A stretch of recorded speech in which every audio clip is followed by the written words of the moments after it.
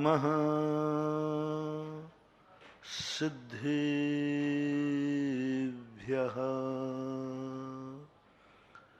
जय श्री ओम नमः सिद्धेभ्यः। सर्वमंगल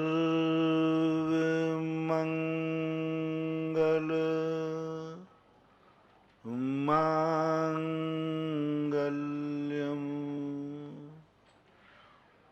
सर्वकल्याण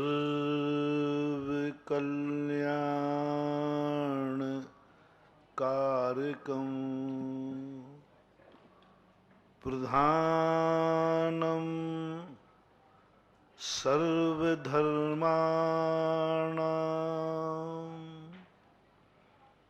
जैनं जयतु शासनं जैनं जयतु शासनं।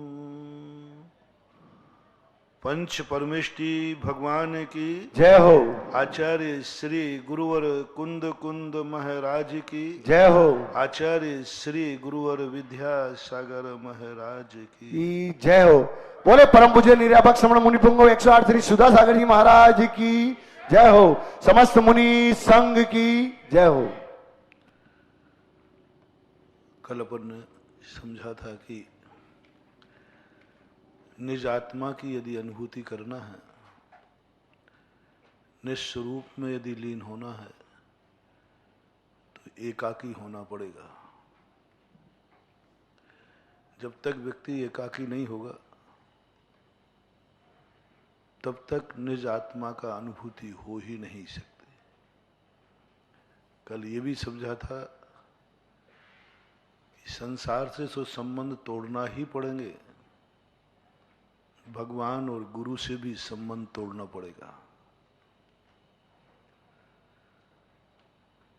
5 पापों से तो संबंध तोड़ना ही पड़ेंगे, पंच परमेष्टियों को भी विराम देना पड़ेगा। क्योंकि चाहे पावन आत्मा बीच में आए चाहे अपावन आए, विकल्प तो कराती ही है। और जहां विकल्प है वहां आत्मा अपना स्वरूप उस जीव के ज्ञान में नहीं आने देते। आत्मा कहती है कि मेरा स्वरूप यदि तुम्हें समझना है, जानना है, तो बोले बिल्कुल एकाकी हो जाओ। तुम्हारे अलावा तुम्हारा ज्ञान किसी अन्य को भी अपना विषय न बनावे, तुम्हारा उपयोग भी नहीं जाना चाहिए। यदि ऐसी दशा तुम्हारी हो गई तो तुम्हें आत्मा की अनुभूति हो जाएगी। लेकिन ऐसा सब कुछ हो नहीं पाएगा, हो नहीं पाता। हम मुनिराजों की बात जो कल कही थी, सामायिक में जाने के पहले जिनवाणी यही कहती है, सबसे संबंध तोड़ दो। भगवान से भी तोड़ो, गुरु से भी तोड़ो, और तुम मात्र अपने तत्व चिंतन की धारा में, अपने आत्म स्वरूप में स्थिर हो जाओ। लेकिन जैसे ही आत्मा उस आत्मा के स्वरूप को जानने के लिए ज्ञान उद्यत होता है, अनादिकाल के संस्कार के वशीभूत होकर उसका मन बाहर दौड़ जाता है। क्योंकि हमारे ज्ञान ने अनादिकाल से पर को विषय बनाया, तो उसकी आदत पड़ गई है। जिस व्यक्ति को दूसरे की वस्तु को देखने की आदत पड़ जाए तो मुश्किल से छूटती है। पुण्य की क्रियाएं, पुण्य के कार्य जल्दी छूट जाते हैं, पाप का विसर नहीं छूटता। अच्छे गुण यदि अपन ने कभी प्राप्त किए हों तो बुरी संगति में जाते ही वो अच्छे गुण नष्ट हो जाते हैं। अच्छे लोगों की संगति से अच्छे गुण आवे ये कोई नियम नहीं है, लेकिन बुरे लोगों की संगति से बुरे गुण बहुत जल्दी आ जाते हैं। बुराइयां जल्दी आती है, बहुत जल्दी आती, पता ही नहीं चलता कब जीवन में बुराई प्रवेश कर जाती है और कौन बुराई हमारी जिंदगी को प्रवेश करा देता है संस्कार के कारण से। 100 बार अपन अच्छाइयां ग्रहण करते हैं, लेकिन एक गंदा व्यक्ति अपने सामने आ जाए तुम्हारी सब कुछ गंदी हो जाती है। जैसे कई बार मैं कहा करता हूं, एक अशुद्ध व्यक्ति 1000 लोगों का 16 बिगाड़ सकता है। पूरी सभा बैठी है 1000 लोगों के शुद्ध कपड़े पहन करके, और एक व्यक्ति ने आगे वाले व्यक्ति को छू लिया, बोलो सबका 16 क्या हो गया? खत्म हो गया। एक को छुआ उसने और हजारों लोग पूरों को अशुद्ध कर दिया उसने। ये अशुद्धि, ये बुराई करंट के समान है। एक व्यक्ति को करंट लगा, अब उस व्यक्ति को जितने लोग छूते जाएंगे करंट उतने ही बढ़ता जाएगा। बुराइयां ऐसे ही पनपती हैं। एक व्यक्ति में बुराई आती है और एक व्यक्ति 1000 लोगों को बुरा बना देता है। एक बार अपन बुराई को देखते हैं और सालों सालों के लिए हम बुरे हो जाते हैं। जैसे अपन ने कल कहा था, तुमने एक बुरा चित्र देखा, गंदा चित्र देखा तुम्हारी आंखों ने, अब वो पता नहीं कितनी दिनों तक वो चित्र तुम्हें यथावत याद रहेगा, यथावत याद रहेगा।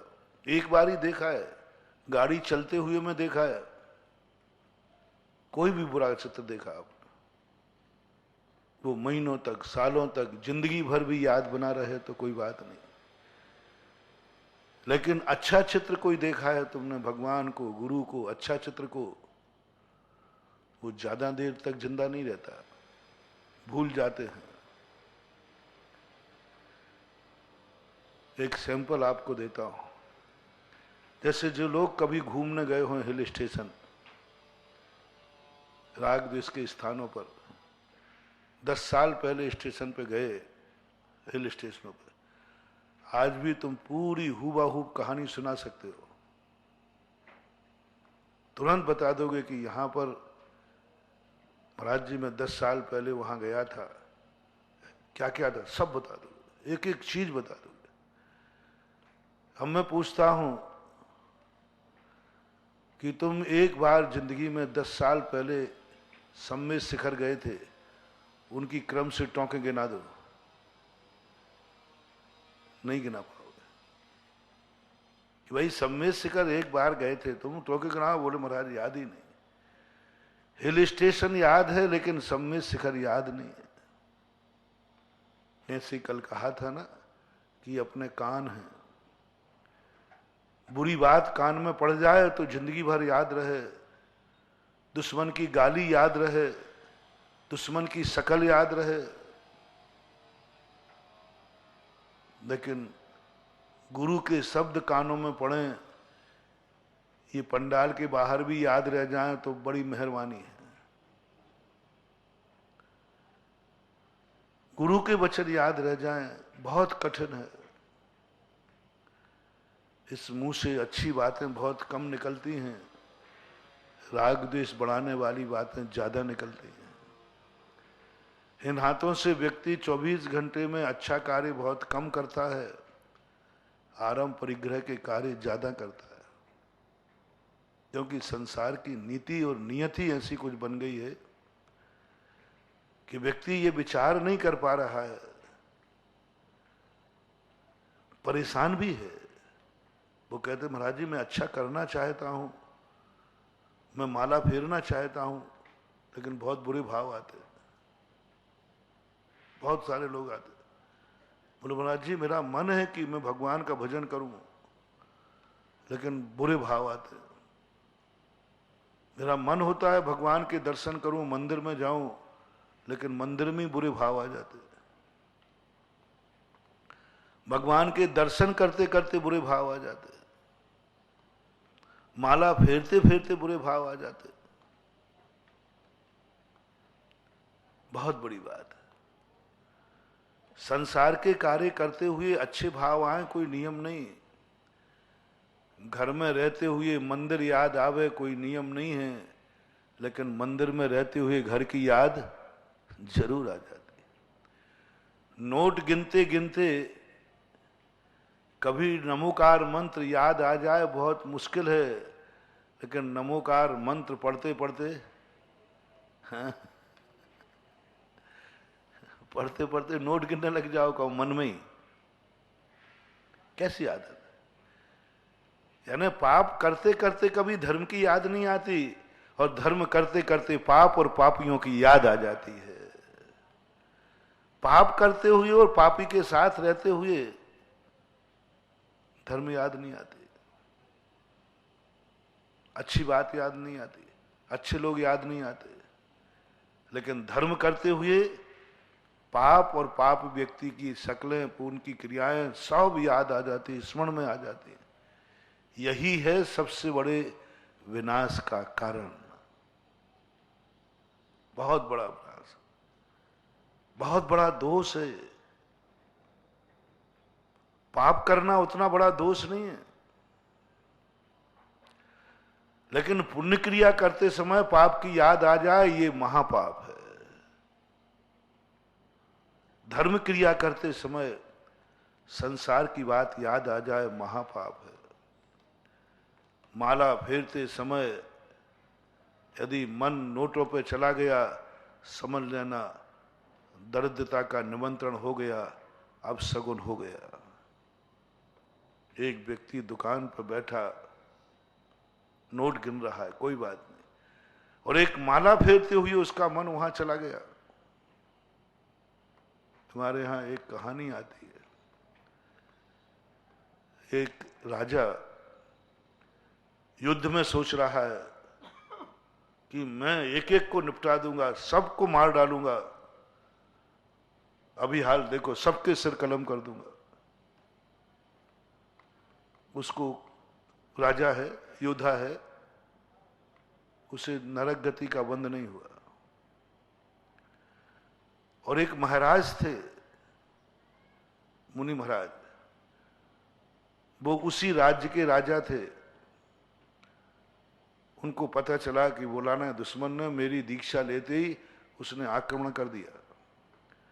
तो इन्होंने मुनि पद पर भाव किया, यदि मैं होता अभी तो एक एक को निपटा देता।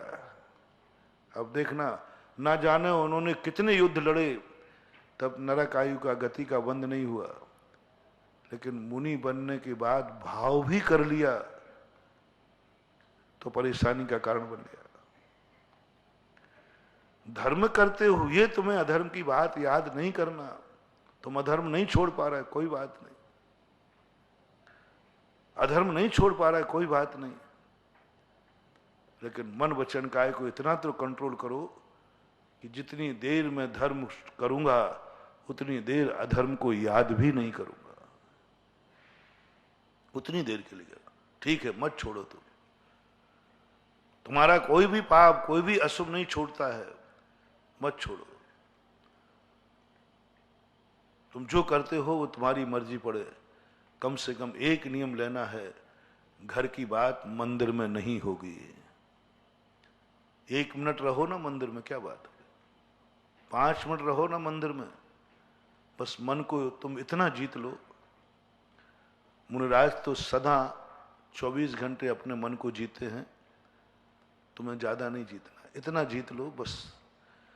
जितनी देर मंदिर में रहोगे उतनी देर तुम्हारे मन में बुरे विचार नहीं आएंगे, संसार के विचार नहीं आएंगे, घर गृहस्थी के विचार नहीं आएंगे। बस उतनी देर के लिए आप चाहे 1 मिनट रहें, चाहे 5 मिनट रहें, चाहे 10 मिनट रहें, बस उतनी देर मेरे मन में कोई दूसरा विचार नहीं आएगा। इतना भी तुमने यदि कर लिया तो संसार में जितने तुम पाप करते हो उनका फल उस 5 मिनट की एकाग्रता से वो फल तुम्हारा सब समाप्त हो जाएगा और तुम बरी हो जाओगे, क्योंकि तुमने इतना कंट्रोल कर लिया। बड़े बड़े राजा महाराजा प्रतिमाधारी युद्ध में गए, मारकाट कर रहे, हिंसा कर रहे, उधर जाकर के सामयिक होते ही सामयिक में बैठ गए, युद्ध खत्म, याद ही नहीं आया। अब दिन भर में जितनी हिंसा की सामयिक में निर्विकल्प हो गए। रावण को सिद्धियां हो जाती थी, बताते रावण के पास एक गुण था, जिस समय जो कार्य करता था उसका उपयोग उसी में रहता था। जिस लक्ष्य को लेकर कर रहा है, तुम कुछ भी उसके मन को तुम डिगा नहीं सकते, उसके मौन को तुम तोड़ नहीं सकते, उसकी काया को तुम हिला नहीं सकते। वो कहता था जिस समय मैं जो करूंगा वही मैं करूंगा। उसने कह दिया मैं सिद्धि करने बैठ रहा हूं, और सिद्धि जब होगी जब मन भी उसी मंत्र में हो, वचन भी, काया भी, उपयोग सब कुछ हो। आप सबको मालूम है रावण को अंगद आदि, हनुमान आदि ने कितना उसको डिगाया, सारी लंका को तहस नहस कर दिया, मंदोदरी का सिर काट के दिखा दिया। रावण कहता है कोई फर्क नहीं पड़ता। रावण को पीटा, उसने कहा कोई फर्क नहीं पड़ता, उसको खबर ही नहीं कौन क्या कर रहा है। उसको ये भी खबर नहीं है कि मेरे ध्यान में बैठने से सारी लंका तहस नहस हो रही है। वो तो मंत्र में डूब गया, मन भी चंचल नहीं हुआ। यदि मन चंचल हो जाता तो सिद्धि नहीं होगी। उसको लोग मार पीट रहे हैं, उसको खबर ही नहीं। उसके हाथ में माला थी, माला छीन करके तोड़ दी, उसकी आसन को घुमा तोड़ दिया, लुढ़का दिया रावण को। रावण माला जब ध्यान कर रहा था ना, बहुरूपणी विद्या सिद्धि कर रहा है, उसको लुढ़का दिया तो लुढ़क रहा है, लेकिन उसको खबर ही नहीं। मार रहे, जम के डंडे मार रहे, घूसे मार रहे, उसको कोई खबर ही नहीं। विद्या कहती है ऐसा साधक जो सब कुछ लुट रहा है लेकिन इसका मन उसी में लगा है जिसमें है, लो साहब देवताओं की बहुरूपणी विद्या सिद्ध हो गई। उसको मन को नहीं डिगा पाएगा। जैन दर्शन में तो यहां लिखा, इतनी एकाग्रता यदि वो मुनि बनकर कर लेता तो केवल ज्ञान प्राप्त होकर भगवान बन जाता। लेकिन हम तो उसकी एकाग्रता की बात कर रहे हैं, मन में भी विकल्प नहीं आ रहा है, इतना ऊधम बाजी कर रहे हैं, सब कुछ कर रहे हैं। रावण कहता है मेरा नियम है, जिस समय जो कार्य करूंगा तन्मय होके करूंगा, मर जाऊंगा लेकिन नहीं। आप लोगों से भी मेरा कहना है, आप ज्यादा धर्म नहीं कर सकते, कोई बात नहीं, जितना करते हो उतनी तो ईमानदारी से करो। उससे तो मन को विकल्प मत करो। 1 मिनट में मंदिर में कुछ विकल्प नहीं करूंगा भगवान के अलावा, कोई विकल्प नहीं, उतनी देर के लिए चमत्कार हो जाएगा। मंदिर में आए हो कम से कम, तुम बहुत बड़ी गलती करते हो। 24 घंटे में 10-15 मिनट को मंदिर आते हो, उतने में भी मंदिर आते समय तुम्हारे घर की महिलाएं कहती हो और तुम भी करते हो, अब मंदिर जा रहे हो ये सब्जी की डोलची लेते जाओ। अब देखना मंदिर का समय 15 मिनट का निकाला, उसमें भी तुमने सब्जी की डोलची लाए और सब्जी वाले के यहां रख के आ गए। हम लौट के आ रहे हैं,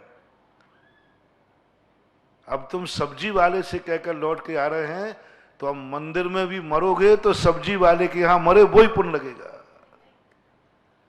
यानी तुम ईमानदारी से 15 मिनट भी नहीं दे रहे।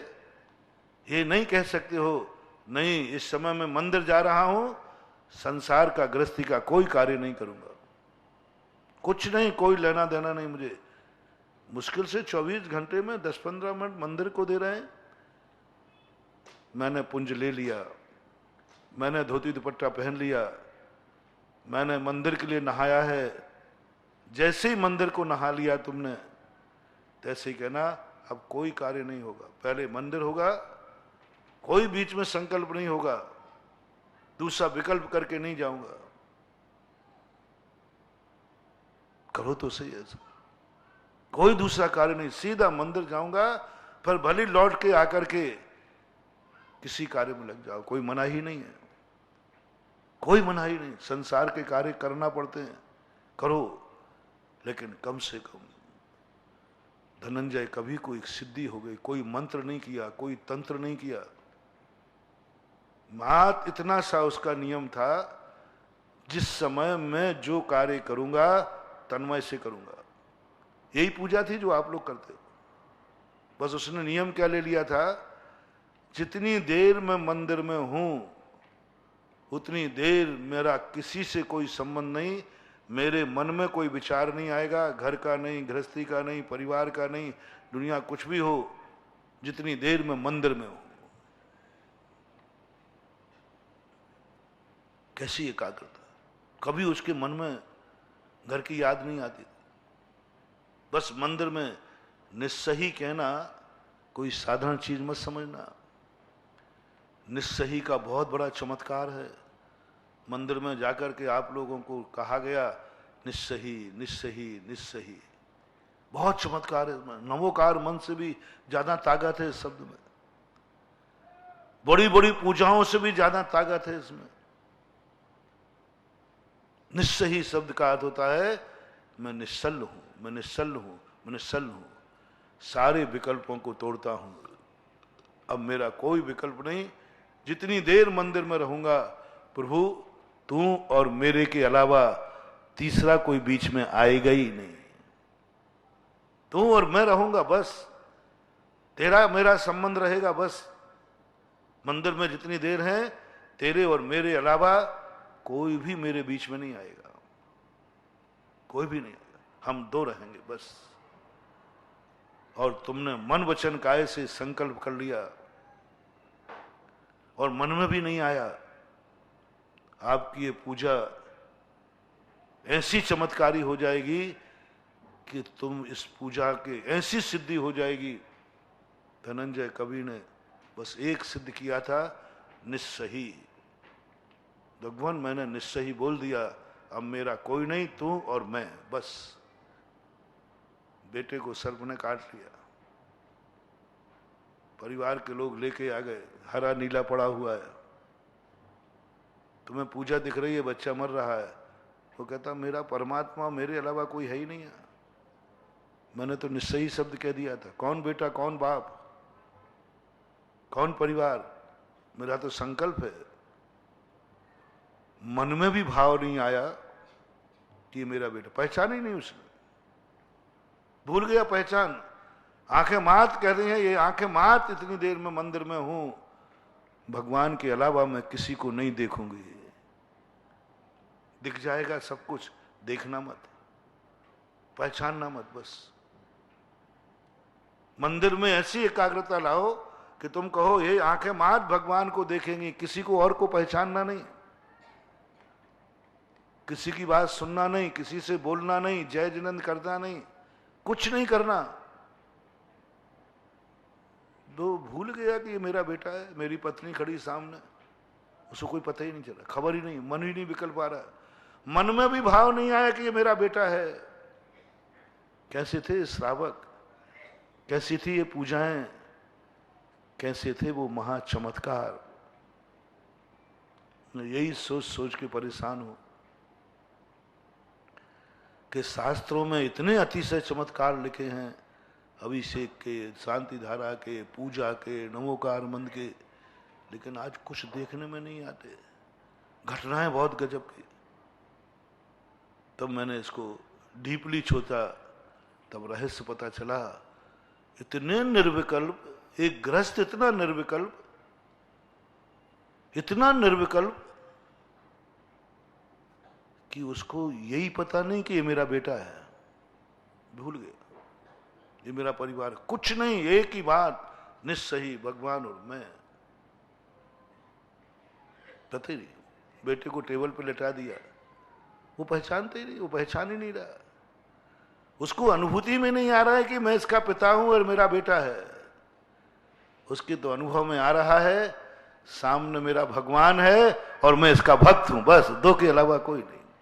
भगवान ये है और भक्त मैं हूं, इससे ज्यादा हमारा सारे परिचय खत्म। संसार अवस्था में तो तुम लोग कर लेते हो ऐसे, तुम्हें जब संबंध कोई तुम्हारा सामने आवे तो तुम्हें वही दिखता है, दूसरा नहीं दिखता, दूसरे का विकल्प भी नहीं आता। जो भी तुम्हारा संबंधी सामने आ जाए, बस तुम्हारा उपयोग उसी में लग जाता है, ये मेरा ब्याई जी है, ये मेरा माँ है, ये मेरा पिता है, पत्नी है, आदि आदि, उसी में रम जाता, बस यही है, दूसरे को सबको भूल जाते हो। लेकिन मंदिर में भगवान को छोड़कर सबकी याद करते हो। भगवान दिखे या नहीं दिखे, लेकिन ब्याई जी दिख गए तो सबसे पहले दृष्टि किस पे पड़ेगी? अरे ब्याई जी साहब दिख रहे हैं, रिश्तेदार दिख रहे हैं। धनंजय कवि ने कह दिया, नहीं, मैं किसी को नहीं जानता, मैं किसी को नहीं सोचता, उसको पता ही नहीं है। लोग चिल्ला रहे तुम्हारे बेटे को सांप ने काट लिया, उसको सुनाई नहीं पड़ रहा, आंख में दिख नहीं रहा है उसको। क्या गजब का चमत्कार हुआ, गजब का चमत्कार हुआ, ऐसा चमत्कार, ऐसा चमत्कार कि पूजा खत्म नहीं हो पाई और बेटा टेबल पर उठ के बैठ गया। मात निस्सही का चमत्कार बता रहा हूं, निस्सही, निस्सही शब्द बोलने का चमत्कार। और आप लोगों की पूजाएं तो भगवान ही मालिक है। पूजा करने वालों को हमने देखा, भगवान की तरफ तो कम देखे, अर्घ बोलता जाता है, और पूजा चल रही है और आंखें, वो टेबल फैन होता है ना, टेबल फैन क्यों घूमता जाता है। मन भी घूम रहा है, तन भी घूम रहा है, काया भी घूम रही है। पूजा करते समय भगवान को कम देखता है, मंदिर में कौन आया कौन गया इस पर ज्यादा आंख उठती है, ज्यादा होता है। क्या चमत्कार होगा। फिर बाद में कहते हो आप, महाराज जी हम भी, आप शास्त्रों में तो कहते हो ऐसा चमत्कार, पर हमें तो कुछ भी नहीं हो रहा है। हमें तो मंदिर में एक मच्छर ने काट लिया तो मलेरिया और हो गया, और आप कह रहे हो सांप के कांटे भी उतर जाते हैं। अरे भाई, तेरा उपयोग कहाँ है? एकाग्रता तो लाओ। कैसे थे पहले के लोग? सेठ सुदर्शन गृहस्थ थे, ब्रह्मचारी नहीं थे, ब्रह्मचर्य व्रत नहीं था, जवानी थी, बच्चा बहुत छोटा था, एक होंगे आपके हिसाब से 25-30 साल के, कोई ब्रह्मचर्य व्रत नहीं था। लेकिन उनका देखो उपयोग, देखो, एक रानी ने उसको उठा लिया, 3 दिन तक कमरे में बंद करके नग्न अवस्था में उसके साथ काम चेष्टाएं की, बेकार की चेष्टाएं की। ब्रह्मचारी नहीं था, कोई मुनिराज नहीं थे, कोई त्यागी वृत्ति नहीं थे, ग्रस्त था। मात्र एक सुधार संतोष व्रत के कारण से इतना सब कुछ हुआ। 3 दिन 24 घंटे सारे हथकंडे उसने अपना लिए, लेकिन उनके मन में तनिक भी बेकार नहीं आया। ब्रह्मचर्य व्रत ले लेते फिर तो बात बन जाती, लेकिन वो भी नहीं था। बस एक उपयोग, मेरी स्त्री ये नहीं है, बस एक विकल्प, मात्र एक नियम संकल्प कर लिया, कोई विकल्प ही नहीं, कुछ नहीं। सती सीता को रावण डिगा नहीं पाया, आया ही नहीं, मन में ही भाव नहीं आया, परिणाम ही नहीं आया। तभी तो सीता कहती है, मेरे मन में भी कहीं भी पर पुरुष की बात आई हो तो ये अग्नि तू मुझे जलाकर भस्म कर देना। तो बोलो, अग्नि ने जलाया या कमल पर बैठा ला? किसकी ताकत थी? एकाग्रता। गृहस्थ की बात कर रहा हूं, हम साधुओं की बात नहीं कर रहा हूं। आप गृहस्थ भी जो भी क्रियाएं करते हैं, कम से कम उतने में तो ईमानदारी करो। उतनी देर के लिए तो नियम ले लो। मन का नियम ले सको तो बहुत अति उत्तम, चमत्कार हो जाएगा। तुम्हारी पूजा तुम्हारे घर के सारे संकटों को दूर कर देगी। लेकिन बस निस्सही शब्द का ध्यान देना है। अब मेरा कोई भी, जितनी देर मंदिर में रहूंगा मैं मन में कुछ भी विचार नहीं करूंगा। महाराज जी मैं प्रयास करता हूं, आप लोग कहते प्रयास करता हूं महाराज जी, लेकिन फिर भी वो मन चंचल हो जाता है। इसलिए मन को, कल कही थी ना मैंने, इस मन को शास्त्रों में कुत्ते की उपमा दी है। कुत्ते को कितना ही खिलाओ पिलाओ, लेकिन जब पट्टा छूटता है तो वो गंदगी पर ही जाता है। ऐसे ये मन थोड़ी सी मिलते ही तुरंत पापों की तरफ जाएगा, बुरे कार्यों की तरफ जाएगा। बस इसी को रोकना है। चलो ये न कर पाए तो महाराज जी बहुत करता हूं, हम लोग भी, आप लोग जब प्रवचन देते हो तो हम लोगों का मन होता है कि मंदिर में बुरे भाव नहीं लाऊं, मंदिर में घर गृहस्थी का चिंतन नहीं करूं। लेकिन महाराज जी हो जाता है, करें क्या, हम परेशान हैं। आप कोई मंत्र बताओ, हम लोग सब तैयार हैं। अच्छा बताओ भैया, आप लोगों का भाव है कि नहीं कि मंदिर में मेरे मन में बुरे भाव नहीं आवे? ये भावना आप लोगों की है कि नहीं? आप लोगों की? हाँ महाराज जी बता दो, हम लोग भी बहुत चाहते, ये बात तो हम लोग चाहते। ठीक है, आप महाराज बनाओगे तो भली नहीं बनूंगा, लेकिन ये तो भाव सबका होता है कि मैं माला फेरूं, मेरा मन माला में लगा रहे, मैं मंदिर में जाऊं, मेरे मन में कोई विचार नहीं आए। हर व्यक्ति के मन में ये भाव है। लेकिन परेशान है महाराज जी, कितने प्रयास करता हूं लेकिन मन बाहर दौड़ जाता है। तो इसकी मैं एक विधि बताता हूं, उस विधि से चलना तो 5-6 महीने में तुम वो भक्ति कर सकोगे जो धनंजय कवि ने की थी। ऐसी बंदी 6 महीने की तुम्हें अभ्यास करना। विधि मैं बता देता हूं।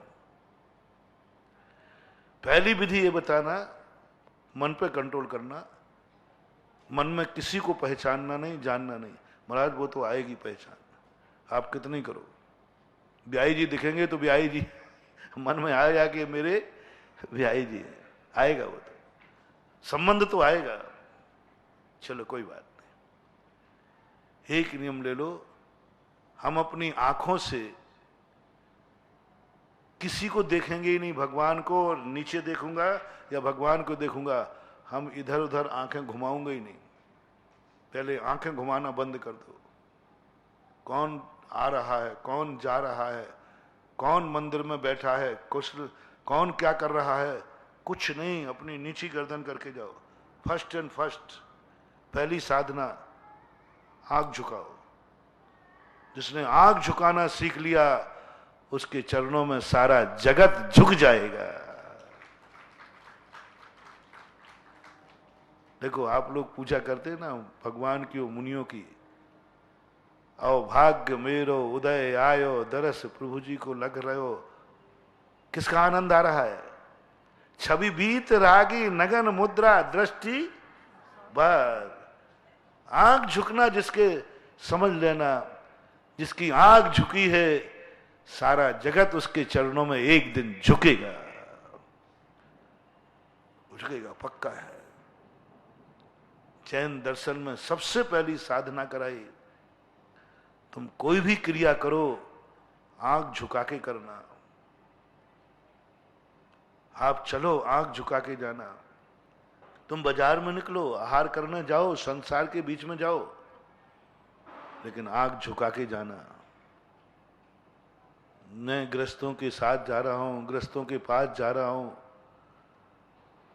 पता नहीं अब कैसे कैसे दृश्य मेरे सामने आएंगे, कैसे कैसे रूप रंग मेरे सामने आएंगे, मैं अपने आप को कैसे संभालूं, मैं कैसे संभालूं, पता नहीं क्या सामने आ जाए। निर्वाणी माँ ने कहा बेटा एक साधना कर ले, आंख झुका के जाना, बाजार में निकलना, बाजार मत देखना, आंख झुका के चलना, सारा बाजार खड़ा रह जाएगा, सारा बाजार झुक जाएगा और तू बाजार में से निकल जाएगा, तुझे एक कीचड़ का धब्बा भी नहीं लगेगा, बस आंख झुका के चलना। अपने मुनिराज जब चलते हैं तो कैसे चलते हैं? आप जब बाजार में निकलते हो तो कैसे निकलते हो? और वो फैन घूमता रहता है। और आपके महाराज, अपने महाराज, अपने आचार्य श्री को सड़क पे चलते देखा आप लोगों ने? हैं? गर्दन ही झुक गई उनकी, स्थायी रूप से फैट हो गई। मुनिराज की आंख झुकी हुई रहती है। सड़क पर जिस मुनिराज की, जिस साधु की, जिस व्यक्ति की आंख झुकी हुई है, समझ लेना इससे बड़ा संसार में दूसरा महान व्यक्ति हो नहीं सकता। आंख झुकी हुई है। दुनिया में राग रंग की चीजें टंगी हैं, लोगों ने दिखाने के लिए टांगे हैं मार्केट में वस्तुएं कि लोग इन वस्तुओं को देखें। आप लोगों की दुकान देखी ना, दुकान के बाहर भी डंडे लटका देते ऐसे और उन पर कपड़े टांग देते। तो वो कपड़े किस लिए टांगे हैं? जिससे दुनिया देखे। बर्तन वाले की है तो पूरी दुकान सड़क पर फैला देगा। अरे भाई दुकान के अंदर रखना। अरे महाराज जी इसलिए रखता हूं दुनिया देखे। शोरूम, सारी दुनिया उसको देखते हुए निकलती है। एक दिगंबर मुनिराज है जो नीची गर्दन करते हुए निकलता है, बाजार से निकला है लेकिन खरीदार नहीं है, दुनिया में रहता है लेकिन दुनिया का तलबगार नहीं है। बाजार से तो साधु भी निकलता है, बस आंख झुकी है, कुछ नहीं करते। आहार को गए हो, नीचे झुक के जाओ। आहार ले रहे हो, पूज्यवर भट्टकेर महाराज ने कहा आहार लेते समय साधु के सामने कोई भी आएगा नहीं, आहार लेते समय तुम्हारी आंख झुकी हुई होना चाहिए, अंजुलि पर होना चाहिए। दुनिया तुम्हें देखे, तुम दुनिया को मत देखना। दुनिया तुम्हें देखने आएगी लेकिन तुम दुनिया को मत देखना, बस तुम्हारी अंजुलि में चमत्कार होना शुरू हो जाएगा।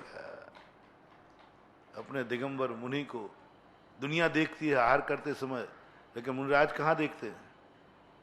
अंजुलि। आंख झुकी हुई है, आंख झुकी हुई है, नहीं आंख नहीं उठाना।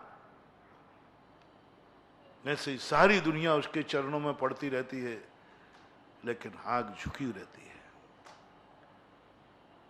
साधु की जितनी आंख झुकी रहेगी उस साधु की साधना में उतना ही ज्यादा चमत्कार होगा, उसकी आंख में चमत्कार होगा। जिस साधु की सदा आंख झुकी रहती है और कभी कुचित कदाचित किसी पे उठ जाए तो उसका बेड़ा पार हो जाता है।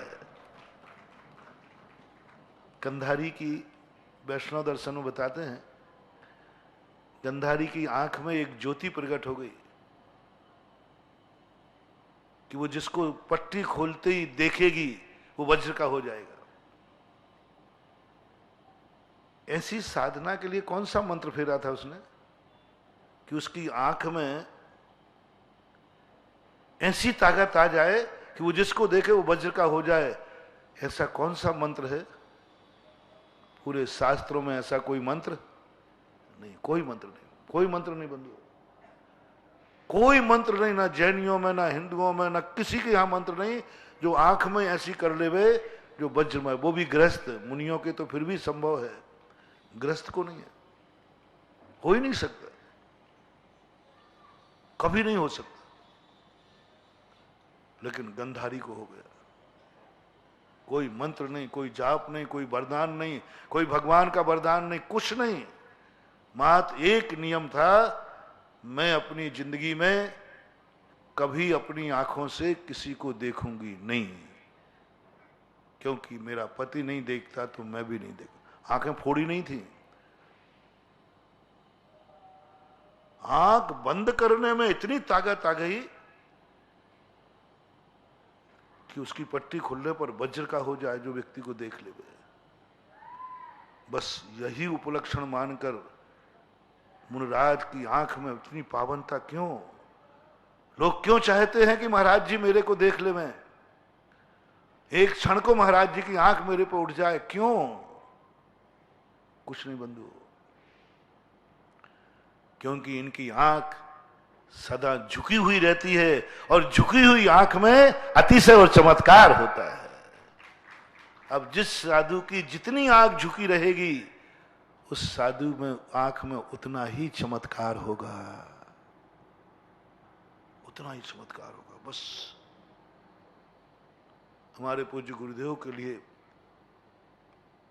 लोग तरसते हैं कि महाराज जी की आंख मेरे ऊपर उठ जाए। मैंने गौर किया, मैंने क्यों? क्योंकि अपन ने देखा आचार्य की आंख सदा झुकी रहती, चलते फिरते उठते बैठते खाते पीते सब तरफ उनकी आंख झुकी रहती है। और जिस साधु की आंख जितनी झुकी रहेगी, और वो भी संसार के कार्यों में, संसारी व्यक्ति के सामने, संसार को राग देश बढ़ाने वाली जितनी चीजें हैं, जिन जिन निमित्तों से, भगवान के सामने नहीं कह रहा हूं, शास्त्र के लिए नहीं कह रहा हूं, जिन जिन वस्तुओं को देखने से राग और द्वेष हो सकते हैं, उनके सामने तुम्हारी आंख झुकी हुई रहना चाहिए। अब लिस्ट आप बना लीजिए, संसार में किन किन वस्तुओं को देखकर राग और द्वेष होता है। संबंधियों को देख करके राग द्वेष होता है। साधु जैसे ही संबंधी आएगा तो आंख झुका लेगा। मान लो पूर्व गृहस्थ अवस्था का कोई व्यक्ति है, राग द्वेष होगा, उसके आते ही आंख झुका लेगा, कहीं राग उत्पन्न ना हो जाए। राग द्वेष का निमित्त सामने आएगा, मान लीजिए पुरुष मुनिराज हैं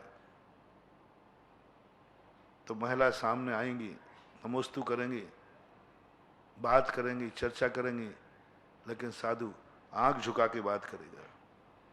आरिका माता है, पुरुष पहुंचेंगे, आरिका आंख झुका के बात करेगी।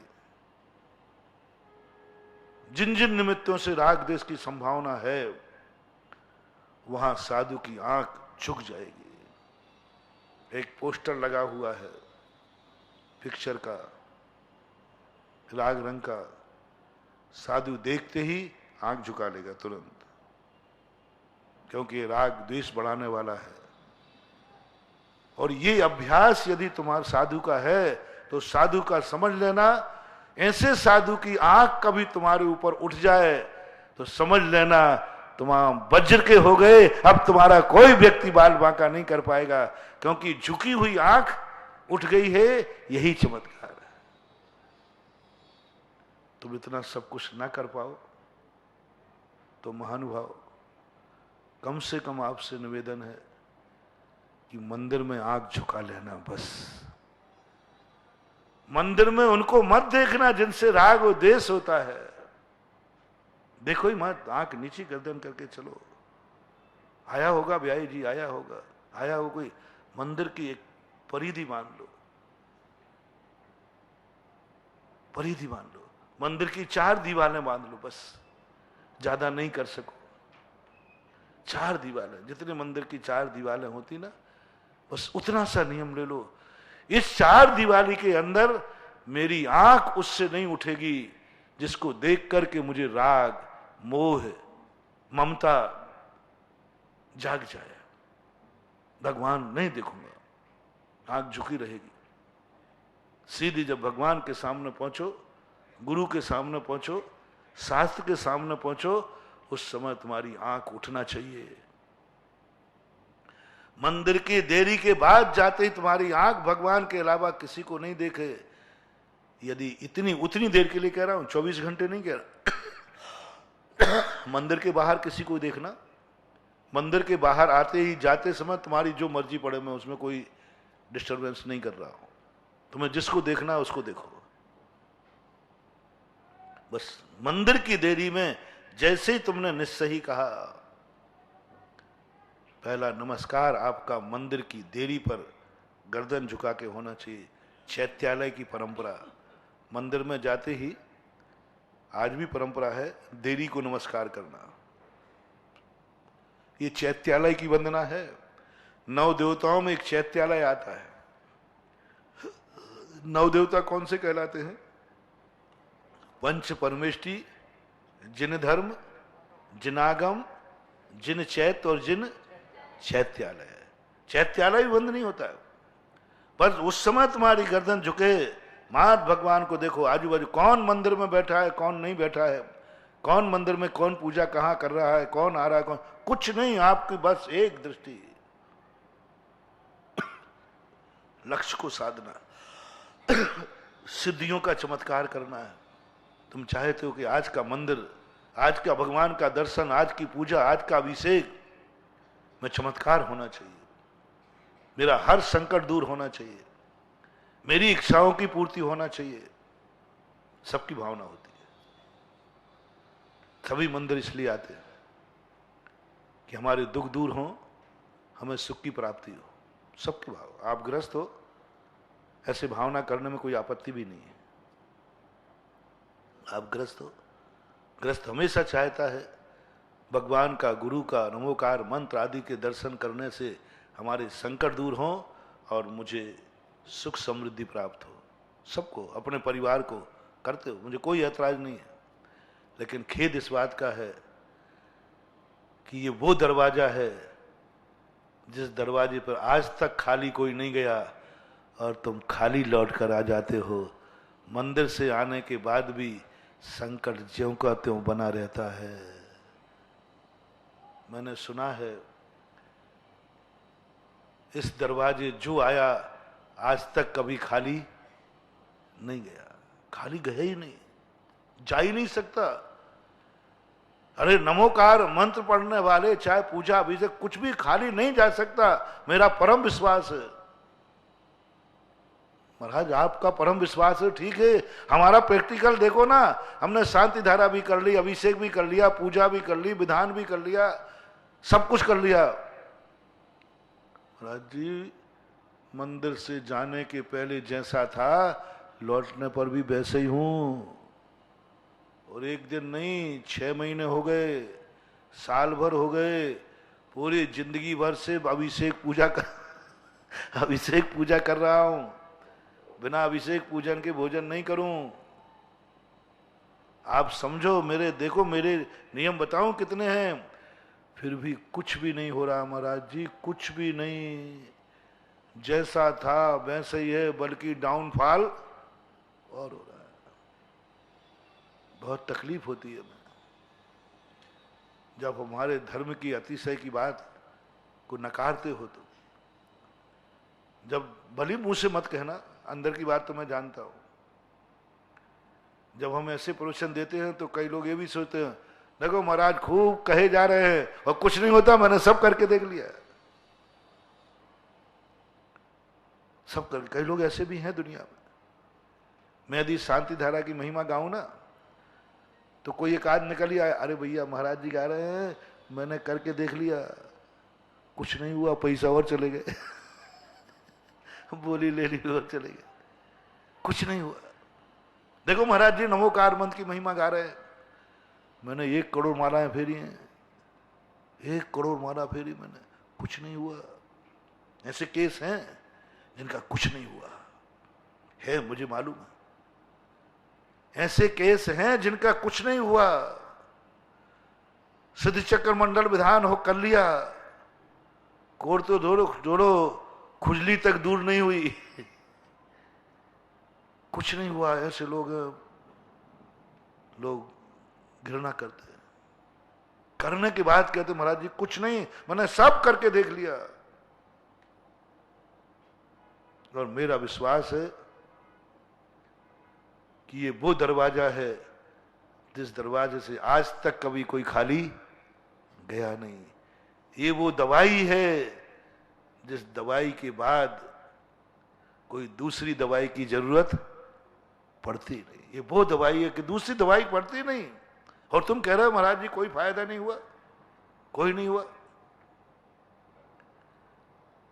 और डॉक्टर कहता है भाई ये गारंटेड दवाई है, अनुभव की दवाई है, और तुम कह रहे हो कि महाराज जी कुछ नहीं हुआ।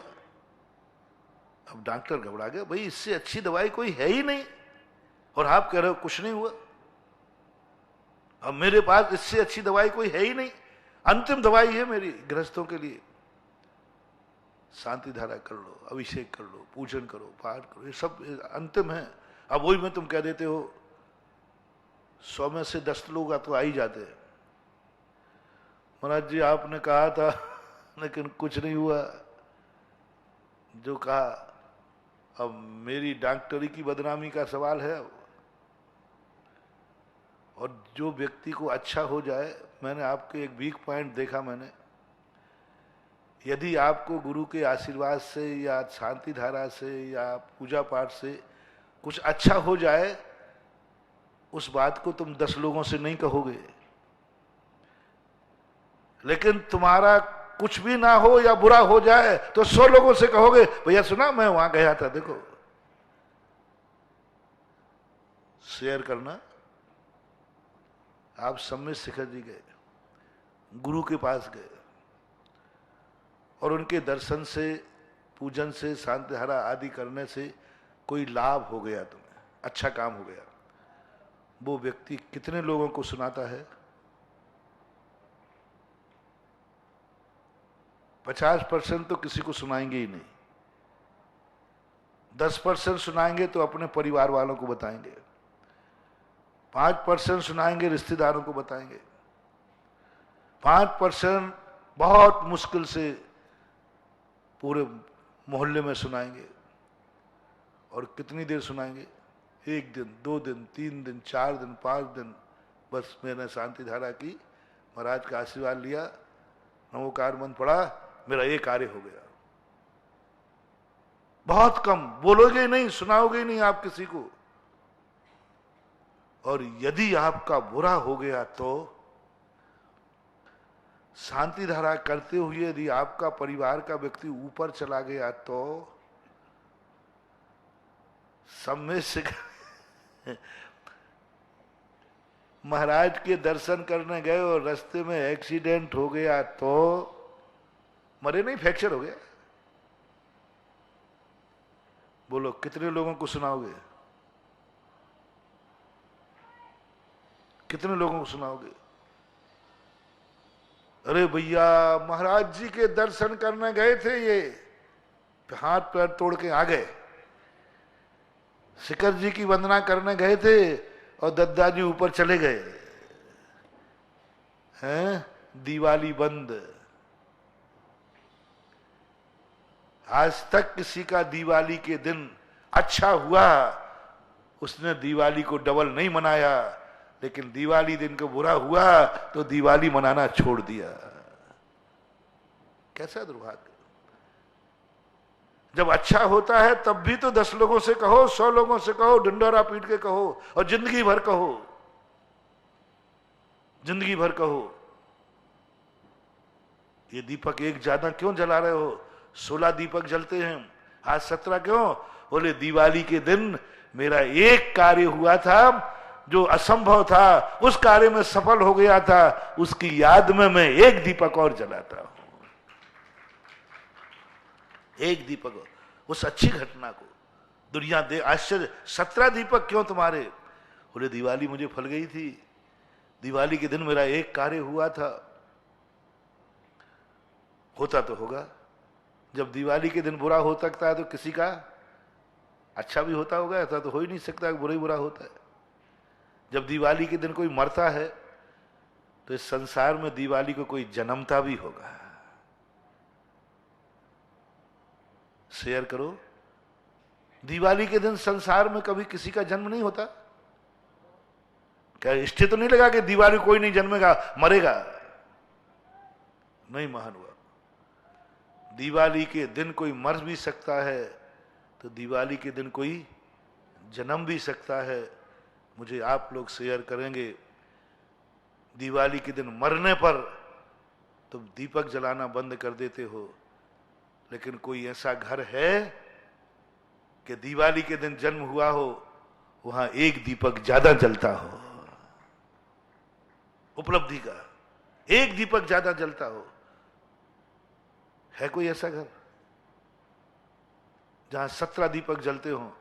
दिवाली के दिन कोई अच्छा कार्य हुआ, मैं एक दीपक उसका जलाऊंगा और सबको दिखाऊंगा कि दिवाली वो है। शांति धारा से तुम्हें लाभ हुआ? होता है, होता है। 90% कह रहा हूं, 90% कह रहा हूं। लेकिन वो लाभ होने के बाद तुम कितने लोगों को सुनाते हो, ये बता दो। कितने लोगों से कहते हो, कितने मोबाइल पे डालते हो, दुनिया भर की व्हाट्सएप आप डालते हो, लेकिन ये डालते हो क्या? मैं शांति धारा करके आया, मुझे ये लाभ हुआ, मैं इस लाभ को सारे जगत में फैला दूंगा क्योंकि मैंने भगवान की महिमा बता दूंगा। क्या ऐसा भाव आया तुम्हें कि प्रभु तेरी महिमा से, तेरी भक्ति से, तेरे अभिषेक से मेरा ये असंभव कार्य डॉक्टर ने मना कर दिया था और मैं ठीक हो गया। ये आवाज मैं सारी दुनिया के कानों तक पहुंचाऊंगा, हर ग्रुप में डालूंगा, हर व्यक्ति को बताऊंगा कि मेरे साथ ऐसा हुआ। कोई करने वाला नहीं, चुपचाप हो जाएगा तो कहने को नहीं आओगे। वही पेपर वाली नीति है, वही मोड़ वाली नीति है। ये दुनिया इतनी बेकार है। एक बार एक सड़क पर मैं मोड़ जा रहा था, वहां लिखा था सावधान ये मोड़ खतरनाक है। तो मुझे वो मुड़ कहता है बाबा जी थोड़ा रुको, ये बोर्ड पढ़ो। मैंने कि इसमें बोर्ड खतरनाक लिखा है। मोड़ नहीं बोल रहा था, मेरी अंदर की आवाज बोल रही थी, बाबा जी आप यहां थोड़ा सा पूछो किसी से, इसी मोड़ में से मैं प्रतिदिन कितनी गाड़ियां सकुशल निकालता हूं। साल भर में एकाध कोई घटना घटती है, वो भी एक गाड़ी की, और साल भर में कितनी मान लो, 1 लाख गाड़ी मान लो, 1 लाख गाड़ी यहां से सकुशल निकलती है। मात्र एक का एक्सीडेंट है तो बोर्ड लगा दिया ये मोड़ खतरनाक है।